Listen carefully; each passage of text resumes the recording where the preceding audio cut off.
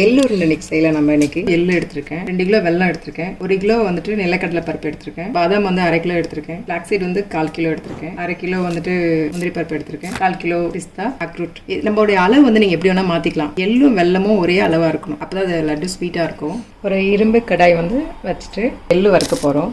இது ரொம்ப நல்லது, நமக்கு நட்ஸ் போடலாம். எல்லா நட்ஸ்மே வந்து ஆயில் எதுவுமே போட வேண்டாம், எதுக்குமே ஆயில் கிடையாது. ரெடி ஆயிடுச்சு. பிஸ்தா, அக்ரூட், ஏலக்காவும் இதிலே போட்டு வறுத்தாச்சு.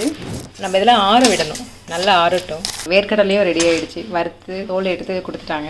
இவங்களும் ரெடி ஆகிட்டாங்க.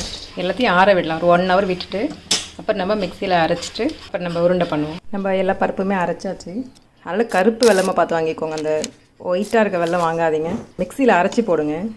அது கொஞ்சம் திருவி போடுறேன், நசுக்கி போடுறது நல்லா இல்லை. எல்லாமே நெய் போடணும். நெய் போட்டு உருண்டை பிடிக்க வேண்டியதுதான். நம்ம ப்ரோட்டீன் பால் ரெடி ஆகிடுச்சு. எள்ளு உருண்டை ரெடி.